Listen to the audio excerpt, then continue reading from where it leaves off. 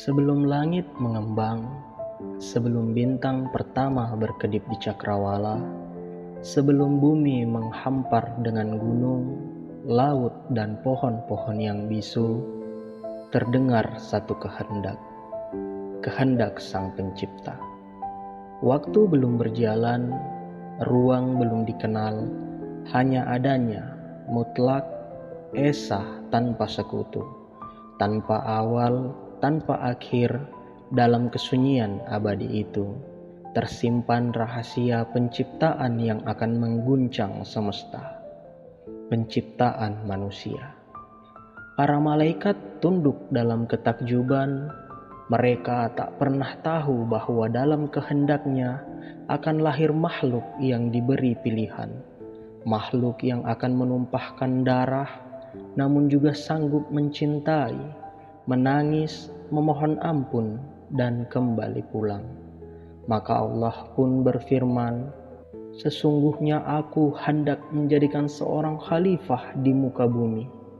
Langit bergemuruh, para malaikat terdiam lalu bertanya dengan rasa ingin tahu, "Apakah engkau hendak menjadikan di sana orang yang akan membuat kerusakan dan menumpahkan darah, sementara kami senantiasa bertasbih dan menyucikan namamu?" Jawabannya tenang, dalam dan tak terbantah. "Sesungguhnya aku mengetahui apa yang tidak kamu ketahui."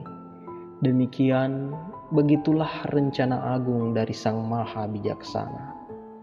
Dengan kehendak yang tak tertandingi, Allah menciptakan tubuh manusia pertama dari segumpal tanah, bukan tanah biasa, melainkan tanah dari berbagai warna bumi, putihnya salju, merahnya gurun, hitamnya malam, dan coklatnya lembah yang subur. Semuanya disatukan dalam bentuk yang indah, berisi potensi kebaikan dan keburukan. Ia belum bernyawa, hanya wujud yang masih terbaring, namun tubuh itu sudah sempurna. Para malaikat memperhatikan dengan rasa kagum, sementara iblis, makhluk dari api yang merasa dirinya lebih mulia, berdiri menjauh. Diam namun menyimpan bara dalam hatinya. Allah meniupkan ruh ke dalam bentuk Adam. Ruh itu mengalir dari atas kepala, menuruni mata, telinga, mulut, hingga ke dada, lalu tangan, hingga akhirnya ke seluruh tubuh. Adam mengedipkan matanya untuk pertama kali. Ia menarik nafas pertamanya di alam wujud. Ia hidup. Ia pun bersin. "Alhamdulillah," ucapnya spontan meski belum pernah belajar kata-kata itu. Lalu Allah menjawab, "Yarhamkumullah wahai Adam." Rahmat Allah atasmu wahai Adam. Itulah komunikasi pertama antara Sang Khalik dan makhluk manusia pertama. Sebuah sapaan yang tak hanya mengandung kasih, namun juga isyarat peran bahwa manusia kelak akan menjadi makhluk yang berpikir, berkata, merasa, dan berdoa. Adam pun hidup, berdiri sebagai makhluk pertama yang dianugerahi akal dan kehendak bebas. Setelah Adam hidup, Allah mengajarinya sesuatu yang luar biasa. Bukan kekuatan fisik, bukan sihir, bukan pula alat-alat dunia, tetapi ilmu. Dan Dia mengajarkannya kepada Adam nama-nama semuanya, nama-nama segala benda, makhluk, dan makna. Adam menyerap ilmu itu bukan hanya lewat hafalan, melainkan dengan fitrah yang jernih, seperti cermin yang belum ternoda. Ia tahu nama-nama langit, bintang, batu, api, dan angin.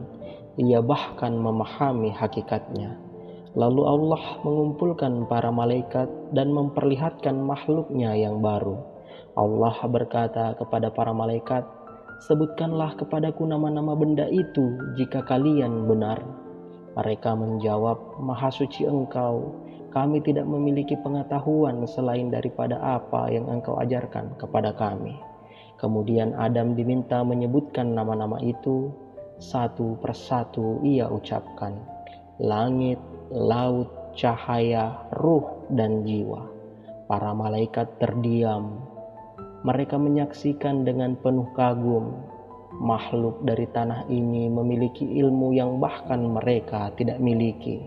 Langit bersaksi, bumi diperintah menyambutnya. Para malaikat diperintahkan sujud sebagai bentuk penghormatan dan bukan penyembahan. Allah berfirman, sujudlah kalian kepada Adam, dan semua malaikat bersujud.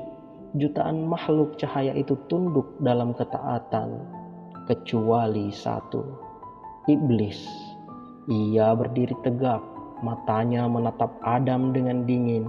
Sujud kepada makhluk dari tanah? Seperti itulah gambaran hati iblis. Ia merasa dirinya lebih tinggi, lebih mulia, dan jauh lebih layak. Aku lebih baik darinya. Engkau ciptakan aku dari api, sedang dia dari tanah. Iblis menolak dengan kesombongan yang seolah membakar isi langit. Dan dengan itu, iblis terusir. Bukan hanya dari surga, tapi dari rahmat Allah yang selama ini menyelimutinya. Bukan karena enggan sujud pada Adam, iblis durhaka, melainkan karena sifat sombong yang membuatnya membangkang perintah ilahi. Keluarlah dari surga, engkau termasuk golongan yang terhina. Dan iblis pun bersumpah dalam kebenciannya, aku akan menyesatkan anak cucunya hingga hari kiamat. Di antara langit dan bumi tersembunyi sebuah taman yang belum pernah disaksikan oleh mata, belum pernah terdengar oleh telinga, dan tak terbayangkan oleh hati. Itulah surga, tempat di mana air mengalir tanpa henti, buah-buahan menggantung rendah menanti dipetik, dan aroma keabadian menyelimuti setiap helai daun. Dunia tanpa sakit, tanpa takut, dan tanpa letih. Disinilah Allah menempatkan Nabi Adam. Namun, Nabi Adam merasa sendiri, dan Allah Maha mengetahui kesepian di hati hambanya. Dari tulang rusuk Adam, ketika dalam tidur diciptakanlah Hawa, teman sejati, pelengkap jiwa, dan pelipur lara. Ketika Adam terbangun dan melihat Hawa, untuk pertama kalinya hatinya damai, dan ia bertanya, siapakah engkau?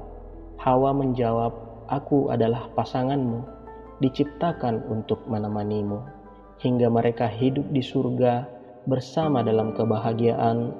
Allah memberikan satu larangan, wahai Adam, tinggallah engkau dan istrimu di dalam surga, makanlah sepuasnya dari segala buah-buahan yang ada, namun jangan dekati pohon ini, karena jika kalian melanggarnya, kalian akan termasuk orang-orang yang zalim.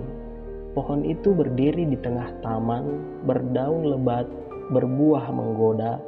Tidak dijelaskan apa nama buahnya, karena bukan buahnya yang penting, melainkan patuh dan tunduk pada ketaatan. Lalu bayangan dendam yang lama muncul kembali. Iblis, ia menyusup ke dalam surga atas kehendak Allah, mendekati mereka perlahan, membisikkan kata-kata seolah penuh cinta. Tuhan kalian melarang pohon itu karena tidak ingin kalian hidup kekal. Jika kalian memakannya, kalian akan menjadi seperti malaikat atau hidup selamanya. Bisikan itu berulang hari demi hari, hingga akhirnya Adam dan Hawa mendekati pohon itu dan memakannya. Begitu buah itu menyentuh lidah mereka, sesuatu yang belum pernah mereka rasakan pun terjadi. Rasa malu. Tubuh mereka yang sebelumnya tak pernah merasa aib, tiba-tiba diselimuti rasa bersalah. Mereka mencoba menutupi tubuh mereka dengan dedaunan surga. Hawa menunduk, Adam pun gelisah. Lalu terdengar suara dari langit. Bukankah aku telah melarang kalian dari pohon itu? Bukankah aku telah memperingatkan bahwa iblis adalah musuh yang nyata bagi kalian? Adam dan Hawa menangis, bukan karena hanya takut dihukum, Tapi karena mereka merasa kehilangan cinta Allah seketika itu juga, iblis, ia tertawa. Ia telah membuktikan sumpahnya. Makhluk tanah itu mudah ditipu, tapi yang iblis tidak tahu adalah Allah Maha Pengampun. Dan air mata taubat lebih mulia daripada kesombongan yang tidak pernah jatuh. Lalu dengan keputusan yang penuh hikmah, Allah berfirman, "Turunlah kalian semua ke bumi, di sana kalian akan hidup dan mati, hingga kalian kembali kepadaku."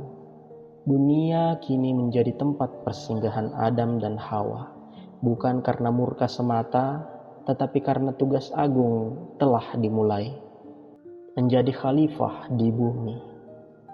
Adam dan Hawa terpisah saat turun ke bumi. Mereka tidak tahu di mana satu sama lain berada. Angin menyapu wajah, langit tak sehangat dulu, dan bumi ini terasa asing. Adam mendarat di daerah yang kelak dikenal sebagai India, Hawa di sebuah tempat yang kini disebut Jeddah, yang artinya nenek. Hari-hari mereka penuh dengan air mata dan doa. Adam menyesali perbuatannya. Ia sujud memohon, "Ya Rob, jika engkau tidak mengampuniku, aku benar-benar termasuk orang yang merugi." Doa itu bukan hanya sekedar kata. Ia berasal dari hati yang remuk, dari makhluk yang benar-benar ingin kembali kepada cahaya. Dan Allah mendengarnya. Selama bertahun-tahun, Adam dan Hawa mencari satu sama lain, menyusuri hutan, gurun, dan gunung, sampai akhirnya di sebuah tempat yang kini disebut Padang Arafah, mereka bertemu kembali. Tangisan berubah menjadi pelukan, kesendirian berubah menjadi syukur, dan bumi perlahan terasa seperti rumah sendiri. Allah menerima tobat mereka, dan dari mereka berdua akan lahir umat manusia dengan segala drama, kesedihan, ujian, dan petunjuk dari langit. Waktu berlalu, hari menjadi bulan, bulan menjadi tahun. Adam dan Hawa mulai membangun kehidupan mereka. Allah memberkahi mereka dengan anak-anak kembar, laki-laki dan perempuan. Setiap kali Hawa melahirkan, selalu sepasang, seorang putra dan seorang putri. Dan ketika mereka cukup dewasa, Allah memerintahkan agar anak dari kelahiran yang berbeda saling menikah, bukan dengan saudara kembarnya sendiri, hingga tiba giliran Qabil dan Habil. Qabil adalah sosok yang kuat, namun keras hati. Habil lebih tenang, taat, dan dekat kepada Allah. Qabil memiliki saudara kembar yang sangat cantik, sedangkan Habil, saudari kembarnya, tidak secantik itu. Namun perintah Allah jelas, Habil akan menikahi saudari Qabil, dan Qabil akan menikahi saudari Habil. Tapi Qabil tak setuju dengan perintah Allah. "Aku lebih berhak atas saudara perempuanku, aku yang lahir terlebih dahulu." Adam menasehati, namun Qabil tetap marah hingga Adam memohon petunjuk kepada Allah. Maka untuk menyelesaikan perselisihan, Allah memerintahkan kepada mereka untuk berkurban. Habil mempersembahkan domba terbaik miliknya, yaitu domba yang gemuk, sehat, dan tanpa celah. Sedangkan Qabil hanya memberi hasil panen yang seadanya. Lalu api dari langit turun, membakar kurban Habil, sementara milik Qabil ditinggalkan. Itulah tanda dari Allah yang menerima pengorbanan dari seorang yang bertakwa. Kecemburuan berubah menjadi amarah. Qabil mulai menyusun niat kelam. Tawa licik kembali menggema dari sang iblis penghuni syurga yang terusir. Malam sunyi itu, langit seperti menahan nafas. Bumi pun terasa sepi, seakan tahu bahwa sebuah tragedi besar akan terjadi. Qabil mengikuti Habil ke hutan. Wajahnya gelap, hatinya penuh amarah dan iri. Iblis di balik bayang-bayang pepohonan menggoda pikirannya. Bunuh saja dia. dan semua akan menjadi milikmu. Habil tahu. Ia memandang saudaranya dan berkata dengan tenang, "Jika engkau mengulurkan tangan untuk membunuhku, aku tidak akan membalas. Sesungguhnya aku takut kepada Allah, Tuhan seluruh alam." Namun Qabil telah buta oleh nafsu. Tangannya terangkat menggenggam batu yang erat. Dengan satu pukulan, dan bumi menyaksikan darah pertama manusia tumpah. Habil terdiam, tubuhnya terkulai. Langit pun muram dan bumi seketika sunyi. Qabil berdiri kaku. Ia tidak tahu apa yang baru saja ia lakukan. Ia tidak tahu apa itu kematian. Mayat Habil mulai membeku. Qabil bingung, takut, dan bersalah. Lalu Allah mengirim seekor burung gagak yang menggali tanah untuk mengubur gagak lain yang mati. Qabil terpana, "Celakalah aku, kenapa aku tidak bisa berbuat seperti burung ini hingga aku bisa mengubur jenazah saudaraku?"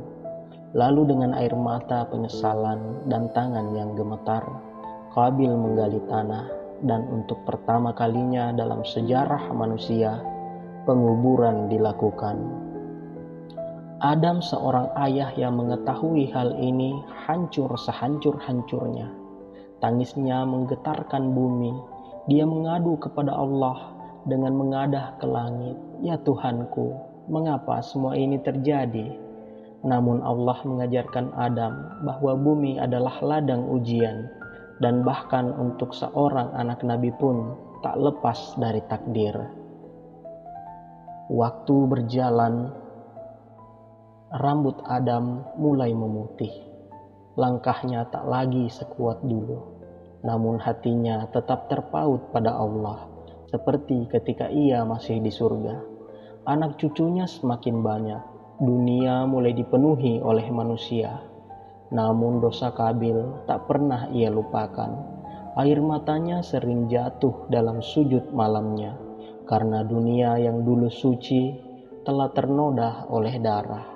Adam berdoa kepada Allah, "Ya Rabbi, tunjukilah mereka jalan-Mu.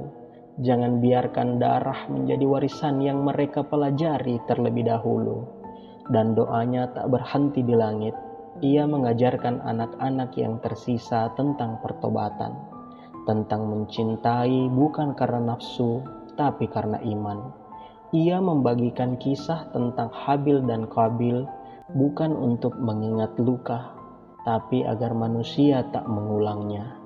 Di akhir hidupnya, Adam mengumpulkan anak-anaknya. Dengan suara berat namun lembut ia berpesan, "Janganlah kalian ikuti syaitan, karena ia adalah musuh kalian sejak awal. Jaga keturunan kalian dan jangan pernah tinggalkan doa dan keimanan kepada Allah." Malaikat datang membawa kabar bahwa waktu Adam telah sampai. Hawa mendekap suaminya. Ia tahu ini perpisahan yang tak bisa dihindari. Dan ketika ruh Adam diambil, seluruh alam bersedih. Gunung-gunung bergetar, langit mendung, dan air mata manusia jatuh tak tertahan. Adam dimandikan oleh para malaikat, dikafani, disolatkan, dan dikuburkan.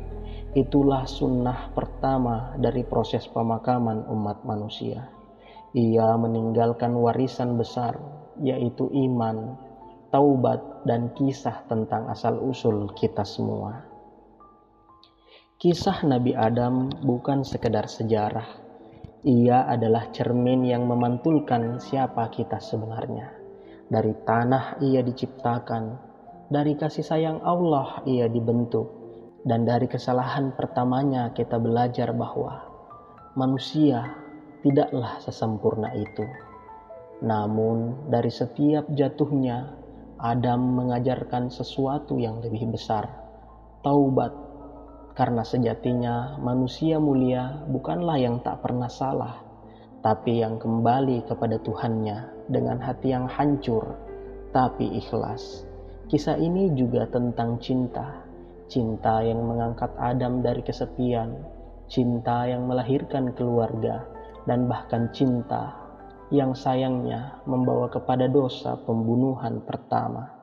Iblis ada di sana sejak awal, bukan sebagai makhluk hitam bersayap, tapi sebagai bisikan yang menyusup ke dalam hati, mendorong kesombongan, kecemburuan, dan amarah. Dan sejak hari itu, perjuangan manusia pun dimulai. Perjuangan melawan dirinya sendiri. Pertanyaan sebenarnya adalah, akankah kita belajar dari jejak sang manusia pertama, atau kita ulangi kesalahan dengan nama yang berbeda? Demikianlah kisah penciptaan manusia pertama dan kisahnya menjadi seorang khalifah di muka bumi ini. Sekian dan sampai jumpa. Assalamualaikum warahmatullahi wabarakatuh.